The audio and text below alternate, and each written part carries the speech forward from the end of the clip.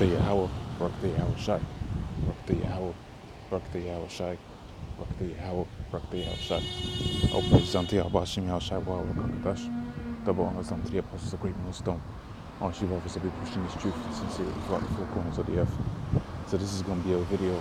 I'm going to call this one Don't Lose Sight of the Bigger Picture. And basically this video is this particular podcast, this particular video is going into premises, distractions, but more importantly, not forgetting what the Most High basically set up in motion, which is that this place we call Babylon is going to be done away with, and pretty much how the Lord set it up, or basically this place. If you check out what the spiritual demon said, Satan said to the Lord, he basically said something to the effect of that these are the realms that he was going to give him, but it was going to be a realm, okay, a kingdom, if you will, that was going to be there forever, and that was going to be the Lord's. But basically, he got tempted. Yahushua got tempted with all of this, the Assyrian Empire, whatever. Not the Assyrians, because the Assyrians had come before, but basically, all of how you have it now. Okay, this is what he was tempted with, and the Lord didn't lose sight of the mission. Okay, and then you lose sight of the mission, you didn't lose sight of the bigger picture, and the bigger picture is pretty much the Most High's way, like he said his word. It ain't going to go out there void, and he was going to do away with Babylon, pretty much. Okay, so let me start here with Micah 2:10. It says there, arise ye depart, for this is not your rest, it is polluted, and it shall destroy you even with soul destruction. So if you check out the scenario, okay, this place is littered with all kinds of pollution, okay, for your spirit, okay, for your mind, okay, your soul, whatever you want to call it. All right, basically the situation ain't good for any aspect of your being, and the more you get invested in it financially, emotionally, the more it was going to destroy you. Just like how Lot's wife was destroyed. Okay, she lost it because what? Because she was too invested in the place that she was at. Okay, but that's why the precepts say what the precepts say. It's pretty much the precepts were like a warning, if you will, of the potential hazards. Okay, these are the hazard lights, and that statement, the hazard light, makes me remember like the truth was going to be in these dark times. It was going to be like a light on top of a hill.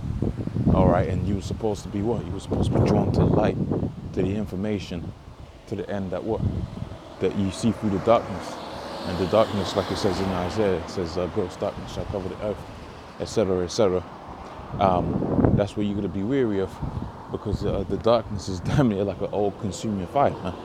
Okay, then let me get this secondary precept. I'm just going with the flow. I ain't got no particular precept set up. I got a point. I'm just going to go with the relevant, the precepts I think is relevant to that point. So let me get this one prepared. So, like I said, don't lose sight of the bigger picture, because the bigger picture is all about what? The outside coming back, like it says in Revelations, with many fold crowns upon his head that he was going to distribute amongst his men, and that's going to be a beautiful thing. But if you don't make it to that point because you get consumed by some distraction, whether it be your kids, your family, your business, your work, man, you gotta have these things in a state where it's kind of impartial, man. Whether you have children, there's a thing out there. I mean, a lot of brothers used to listen to the hip hop and the rap before they came into this thing, but they forget some of the words that were said in there. Because yeah, of course, you're supposed to forget all of that nonsense. There was a thing that they used to have out there within the so-called hip hop game. That's what the money becomes before what? Everything, right? Or if you take that same analogy and you apply it to the truth, well, the truth's supposed to come before what? Before everything. Okay, so you ain't supposed to prioritize certain distractions, and it is a distraction, because if you see, whether it be your kids or whether it be your your wife or whatever. For the most part, they're in the world, man. They're in the world. I mean, your son, if he comes up on an age and he's into the truth, then you would hope that the Most High would have mercy on him. But the reality of the situation is, you can't guarantee his ticket out of here. You kind of out here on your own, man. Hell, you might have a so-called best friend in this truth, and the geezer might drop the hell out. Okay, you might drop the hell out. So you gotta put things into perspective, man. The word really is the only thing you have. Okay, and once you understand that, that's when you're gonna be on a better mindset of thinking. Okay, when you prioritize the precepts, the understanding, and the and definitely the teaching thereof, the understanding, because like it says that what the job is a hefty job, but the laborers are few. Meaning there's a lot of guys out here that needs to come into the thing, but you don't really have a whole bunch of people looking to do the job, man. Okay, because it's a hefty burden. This is a burdensome weight. All right, but if you remember that there's a reward, and two, there is also a punishment for you if you don't do this work, man. If you don't do this labor, remember what it says in Ezekiel. The Lord sent out particular watchmen. If the watchman don't really do his job, when the people he's supposed to be watching get destroyed, and he'll be a wicked dude, but that blood is going to be required off of that watchman's hands. The book of Daniel 2:44 says, and these are the kings, in the days of these kings shall the Most High set up a kingdom which shall never be destroyed, and shall not be left to other people, but shall break in pieces and consume all these kingdoms, and shall stand forever. So that's really the bigger picture, man. Okay, that there is something that's coming, that's going to be set up, it's going to be set up forever. Then shouldn't you be invested in that? Okay, here it is, basically it's like a stock, okay, or a financial investment. All right, you want a financial investment that's going to last forever or carry on appreciating forever. Well, this is what this is all about. Okay, this is a time, okay, or a burden, okay, a damn near like a curse sometimes. But at the end of the day, that's the requirement. Okay, like you have a business, you might get a business loan, and that could be a hefty loan. But at the end of the day, you would hope that what the investment you got would appreciate into something that's what long-standing, like a legacy. And this is like a legacy. This is like a legacy precept. Okay, this is a legacy precept, because when you're reading this, you should be thinking about a legacy, man. All right, how you was gonna be, because the scripture they do talk about the fame that the different prophets is gonna get. Okay, that's gonna make it. So you're supposed to be thinking about that legacy. All right, not distracted by the fickle, and I do mean fickle. All right, the fickle legacy. Okay, that's within this realm. All right, you might have once you get up in age, then you really realize how fickle this. I'm not saying I'm up in age, but when you was in school, there was the popular kids, but guess what? That popularity that they had was fickle. Now they're 20, 22.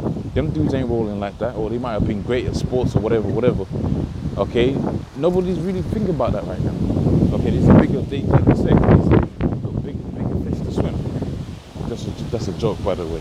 Okay, you got bigger fish to fry. Okay, so you're talking about legacy, but this is a legacy precept there, and this legacy is gonna be what? Forever and ever and ever. And that's ultimately part of the bigger picture. Now let me give one more precept.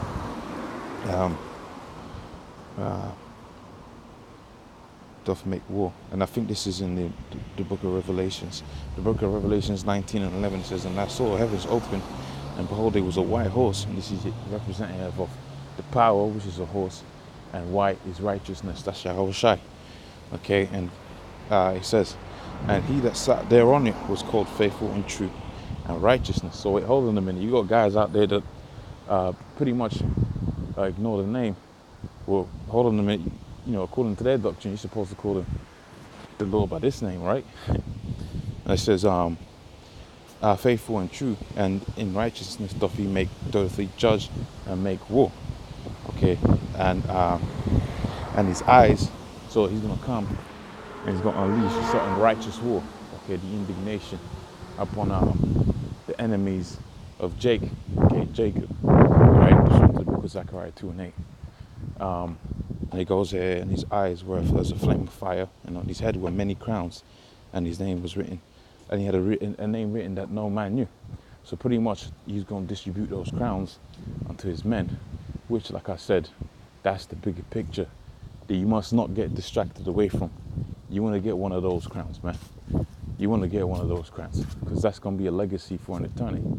All right, so with that, I'm going to say, presente abasi na shai wa harka kadash tamon azante apostles agreement. Honestly, brothers and brothers, in truth and sincerity. Shalom.